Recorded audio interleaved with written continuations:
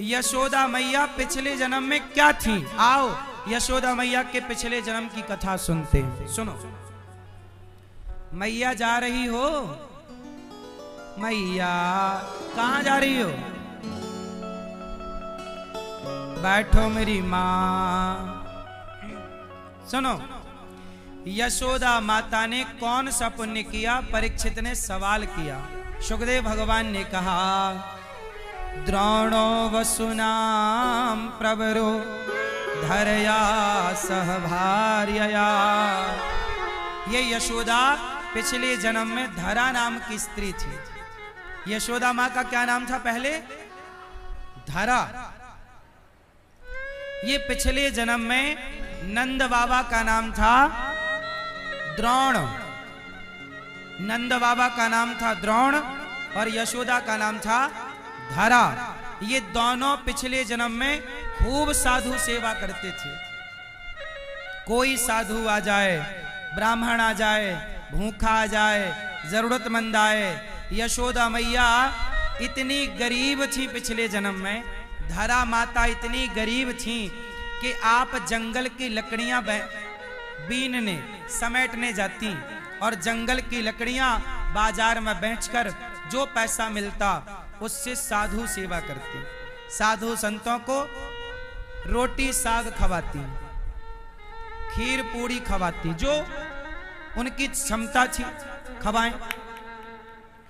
एक दिन की बात है कि ये सेवा करते करते वर्षों बीत गए। वर्षों यशोदा मैया क्या करती? साधु सेवा करती और प्रभु का गुणगान करती। इनके कोई संतान नहीं थी। देखो, जिनके संतान नहीं है वो लोग भी इस कथा को थोड़ा ध्यान पूर्वक सुनेंगे। माता धरा के कोई संतान नहीं थी और वो साधु सेवा बड़ी करती और भगवान से कुछ चाहती भी नहीं थी। वो केवल प्रभु का कीर्तन करना, श्रीमन नारायण का ध्यान करना और साधु का भोजन की सेवा करना। करते करते माता धरा बहुत समय गुजार चुकी। एक दिन इनके साथ एक घटना घट गई। क्या? इन्होंने भोजन बनाया, संतों को भोजन पवाया और संतों ने भोजन किया और भोजन करके साधु चले गए। जब साधु चले गए तो माता यशोदा ने साधु संतों का बचा प्रसाद ग्रहण किया। दोनों पति पत्नी द्रोण और धरा खाए और खाने के बाद मैया बर्तन धुलकर थोड़ा विश्राम कर रही थी। दोपहर का समय था, थोड़ा विश्राम कर रही थी।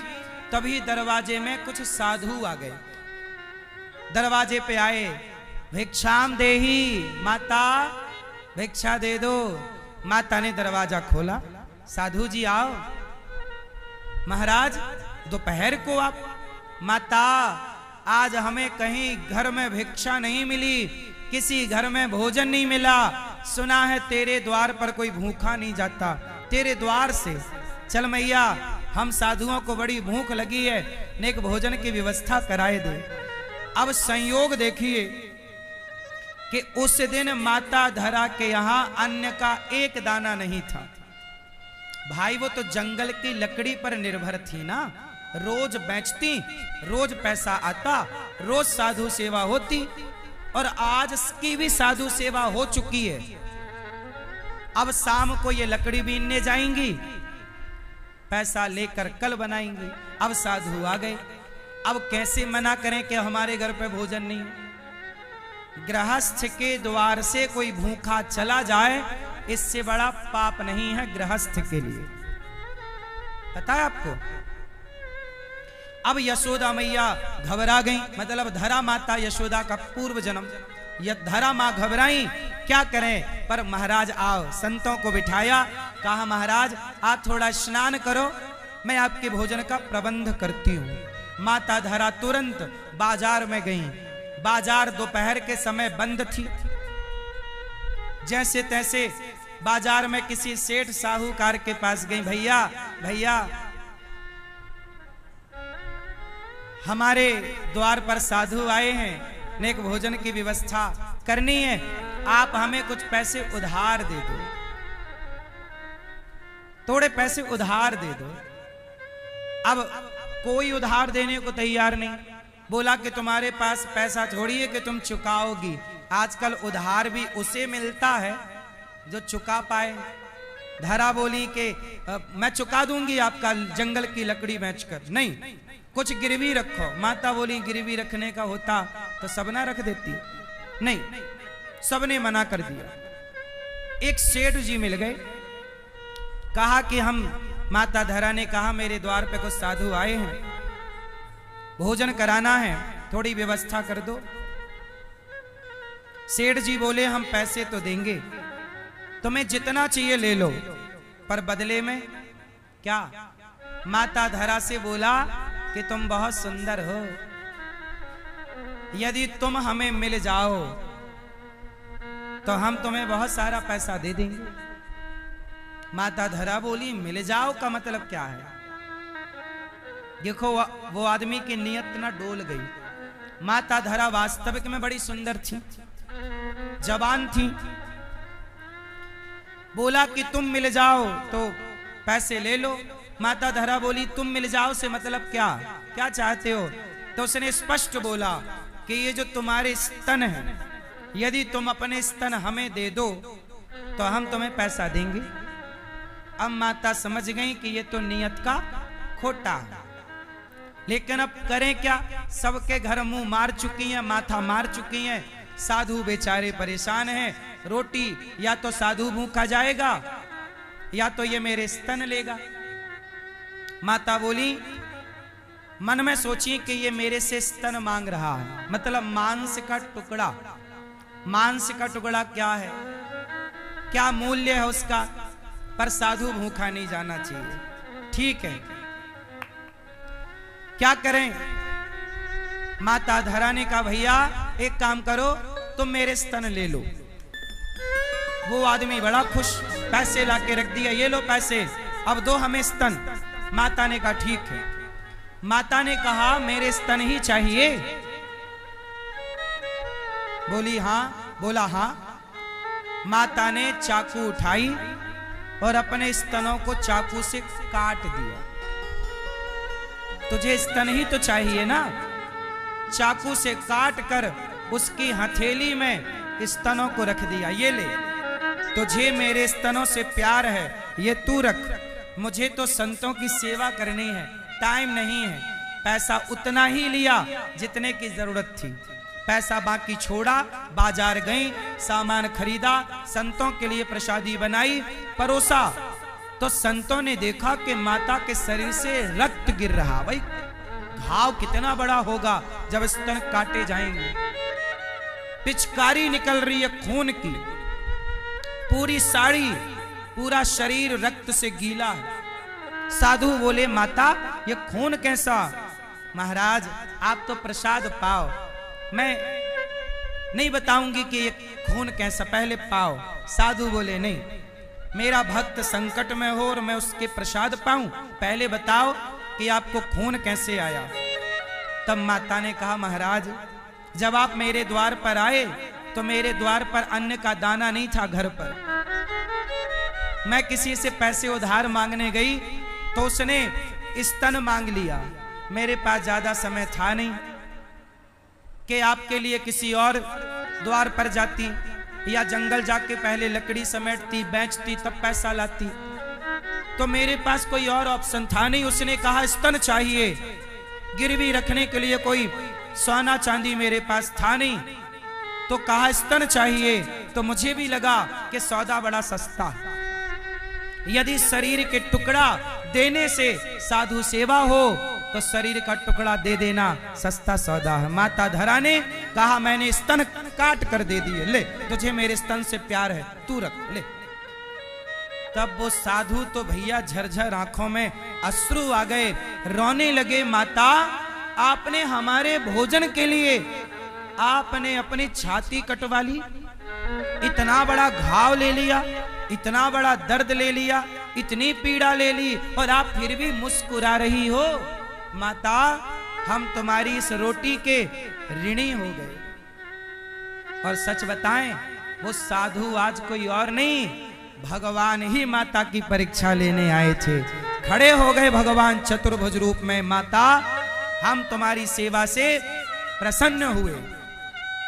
भगवान ने कृपा दृष्टि डाली, मां का घाव भर गया। भगवान ने कहा माता कुछ मांग लो। मैया ने कहा प्रभु आपसे आप मिल गए, क्या चाहूं, कुछ ना चाहिए। भगवान बोले माता मैं तुम्हारा ऋणी हो गया, तुमने सेवा के लिए स्तनों को काट कर दान किया, जाओ हम तुम्हें वचन देते हैं कि तुमने स्तनों का खून बहाया है, स्तनों से खून बहाया है, हम तुम्हारे खून का मूल्य चुकाने आएंगे। अगले जन्म में तुम्हारा बेटा बनकर, तुम्हारा दूध पीकर इस जन्म में बहाए गए खून का हिसाब चुकाएंगे। माता यशोदा को सहज में भगवान नहीं मिले, बात समझो। माता यशोदा ने पुण्य किया है, कौन सा, सेवा की है साधुओं की। इसलिए कहता हूं मेरी मां, इस धरती में सबसे बड़ी पूजा, सबसे बड़ी भक्ति यदि कोई है तो वह सेवा ही है। सेवा से बड़ी कोई पूजा होए तो आप बताओ, सेवा से बड़ी कोई भक्ति होए तो आप बताओ। जिन जिनको भगवान मिले सबने सेवाएं की हैं। पुराना इतिहास उनका उठाओ,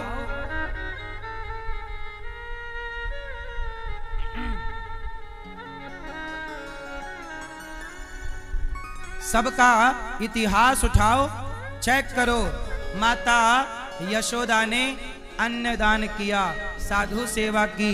जब मैंने, ये दास अनिरुद्ध ने, जब मैंने पहली बार अपने गुरुजी से ये कथा सुनी, माता यशोदा की ये वाली पूर्व जन्म की, जब मैंने पहली बार ये कथा सुनी, जब मैं पढ़ता था, मेरे गुरुजी ने सुनाई, तब मुझे लगा कि सेवा के बल पर यदि यशोदा धरा माता को कृष्ण मिले हैं तो सेवा के बल पर ही हमें भी भगवान मिलेंगे। मैंने संकल्प लिया भक्तों कि मैं बड़ा होकर सेवा ही करूंगा और कुछ नहीं करूंगा। इसलिए गौरी गोपाल में ये दास अनिरुद्ध केवल सेवा करता है, केवल सेवा। हजारों साधु रोज भोजन पाते हैं गौरी गोपाल में। अन्नदान से बड़ा कोई दान नहीं है गृहस्थों का।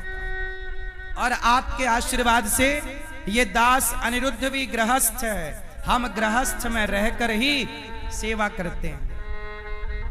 गौरी गोपाल में मधुकरी मांगने हजारों संत रोज आते हैं। आप लोगों से प्रार्थना करता हूं कि एक दिन की सेवा आप सब ब्रजवासियन के नाम की रोटी गौरी गोपाल में बटेगी तो मैं भी आपको टुकड़ा पाए के अपने आप को कृतार्थ मानूंगा। मैं भी आपके टुकड़ा पाए के कृतार्थ है जाऊंगा।